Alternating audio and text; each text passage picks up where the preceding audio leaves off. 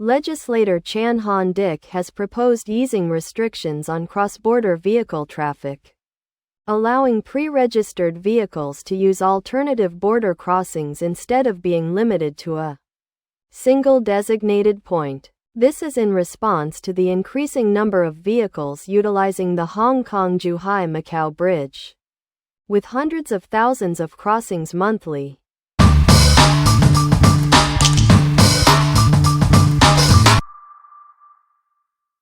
NPC Standing Committee Chairman Zhao Leji's work report highlighted the strengthening of constitutional education in Hong Kong SAR over the past year and reaffirmed the commitment to upholding the constitutional order established by the Constitution and the Basic Law.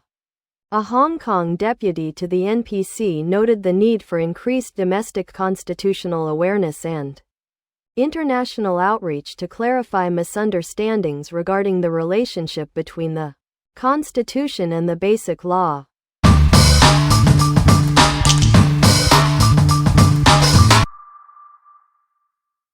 The Hong Kong government will review the court's decision to overturn the convictions of 3 defendants in the League of Social Democrats (LSD) case concerning refusal to provide data, and assess whether improvements to law enforcement procedures are needed. The Deputy Secretary for Justice, Chung Kwok Kwan, denied accusations of winning and then changing the rules, stating that the national security law is relatively new, lacking precedent, and that the government respects the court's interpretation while striving for improvement.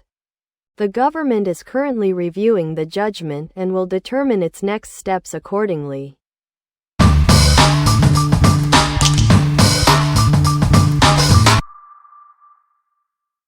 Quick response by Hong Kong police and fire services ensured the swift rescue of an 88-year-old man after a minor driving incident in Wah Kwai Shopping Center car park. The driver, reportedly experiencing difficulty parking in a tight space, accidentally accelerated instead of braking, resulting in minor damage to the car park structure and a subsequent injury. The man sustained minor injuries and was treated at Mary Hospital.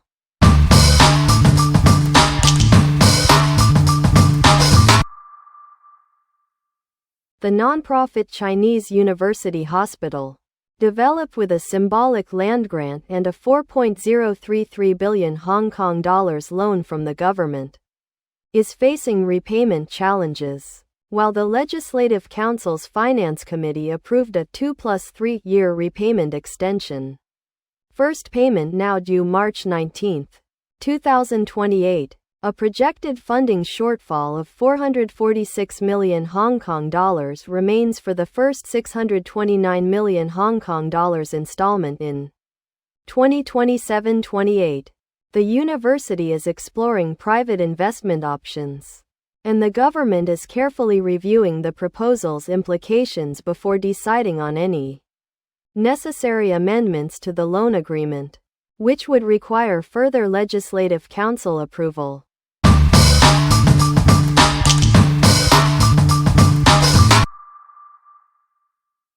CUHK Council Vice Chairman Norman Chan recently stated to the Legislative Council's Finance Committee that the university had preliminarily explored using market funding to address CUHK Hospital's financial challenges, and had received positive feedback from potential patient capital investors.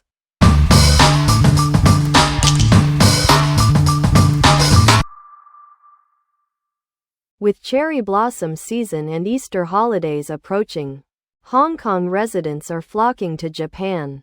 But a norovirus outbreak is underway. The Center for Health Protection, CHP, warns of over 150 cases linked to a Japanese restaurant and a confectionery shop in Japan.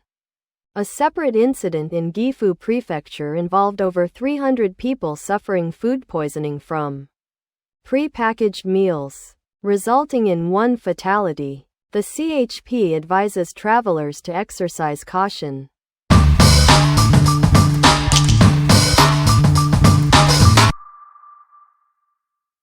The new budget proposes adjustments to the elderly's $2 public transport fare concession, introducing a monthly limit of 240 rides and a 20% discount for fares exceeding $10.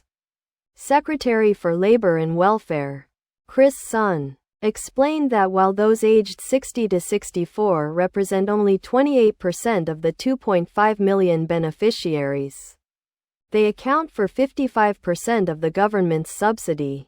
When questioned about targeting this group specifically, he cited the complexity of implementing age-based variations in policy.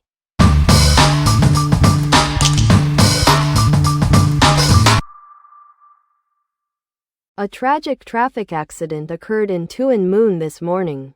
A taxi driver was arrested for dangerous driving causing death after a collision with a cyclist.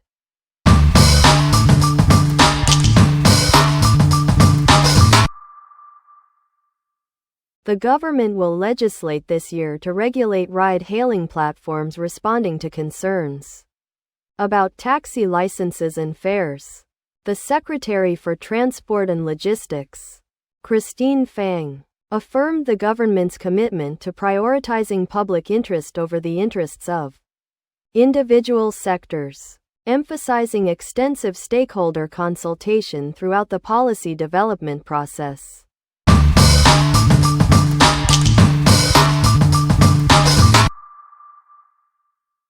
A civil aid service member collapsed and died after a fitness test on Tuesday night. The CAS expressed deep sorrow, suspended fitness tests pending a review of procedures, and is providing support to the family.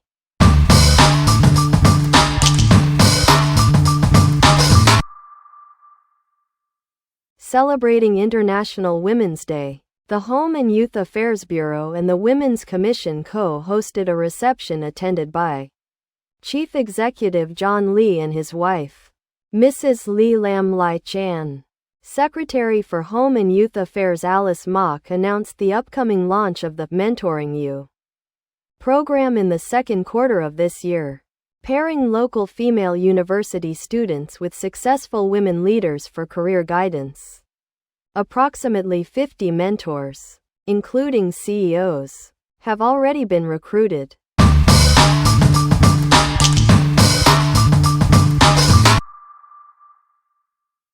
Following the recent death of a Form 5 student from St. Paul's Coeducational College during a civic education study trip to Hangzhou last month, the school's governing board chairman, Cheng Chuk Sang, issued a letter to staff and students affirming that while deeply saddened by the event, the board believes the accompanying teachers and staff did everything possible to ensure student safety and acted appropriately and responsibly under all circumstances.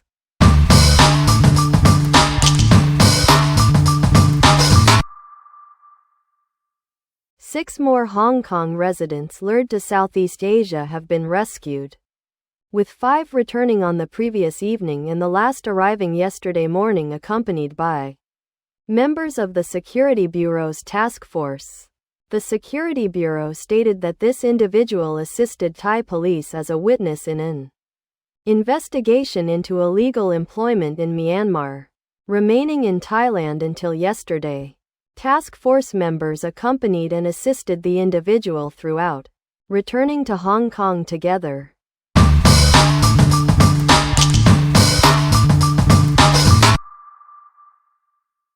President Trump's recent State of the Union address was a characteristically bombastic performance, eschewing traditional calls for unity and instead launching a full-scale attack on his political opponents. He ridiculed his predecessor, President Biden, and the hundreds of attendees largely divided along partisan lines, with Republicans enthusiastically applauding and chanting pro-Trump slogans, while Democrats silently protested. This stark display underscored the deep political polarization and ideological chasm existing beneath the surface of Trump's proclaimed golden age.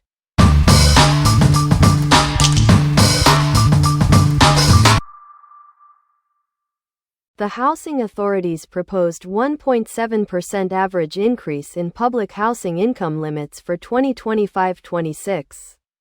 Effective next month if approved.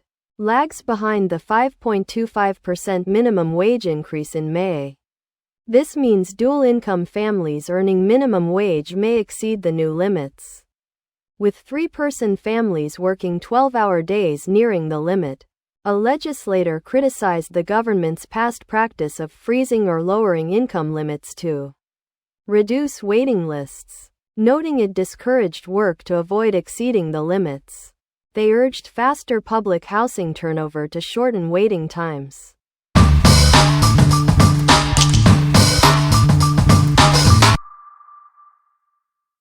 Ah Wei, pseudonym 57, has been patiently waiting for public housing for 16 years, choosing flexible, part-time work to maintain his eligibility.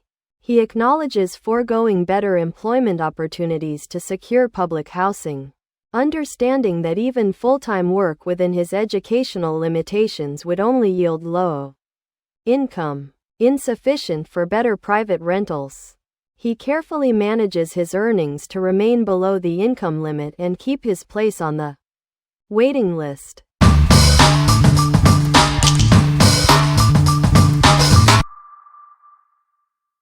A disturbing 6-minute video recently surfaced online, showing a teenage girl being surrounded and assaulted by a group of young people in a building's back stairwell. The footage depicts the girl being repeatedly slapped at least 15 times and verbally abused. Following widespread online dissemination, the 14-year-old victim reported the incident to police, which occurred last August in Mong Kok. Authorities swiftly apprehended 6 suspects, charging them with assault occasioning actual bodily harm. It's understood the perpetrators were known to each other and some have alleged gang affiliations. A social worker commented on the low self-esteem often experienced by bullying victims, highlighting their reluctance to seek help. The social worker urged society to cultivate empathy in young people, encouraging bystander intervention to prevent such incidents.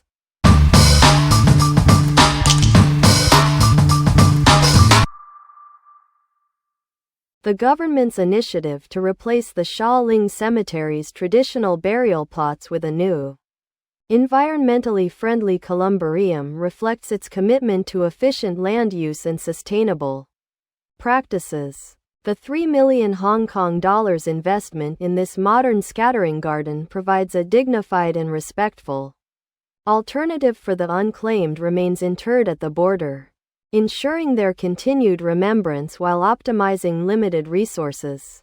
While some may initially find the transition emotionally challenging, the new system offers a more sustainable and respectful solution for the future.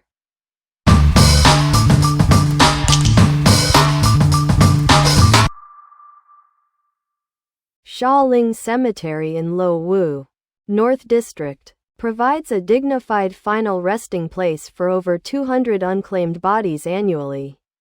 These individuals, lacking family or known next of kin, are respectfully interred in government-provided communal graves, their identification numbers etched onto headstones.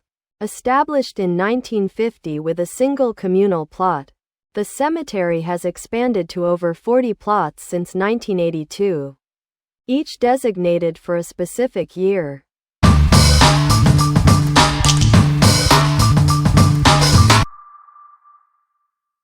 The latest budget proposes no sale of commercial land for the coming year.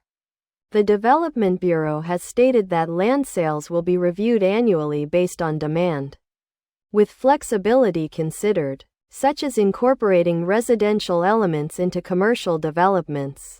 A review of the Hung Shui Kio Ha Chun development area is also planned, exploring the possibility of increasing residential floor area ratios above 20%. The government will continue to sell industrial and residential land to support industrial development and meet the public's housing needs.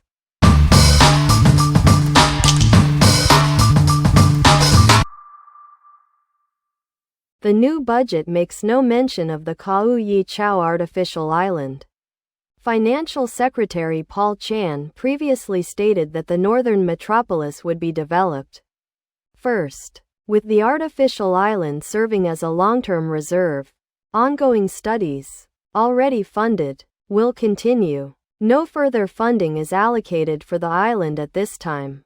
Secretary for Development Bernadette Lin added that the 640 million Hong Kong dollars already invested in existing research will not be wasted and that halting it would incur additional breach of contract costs.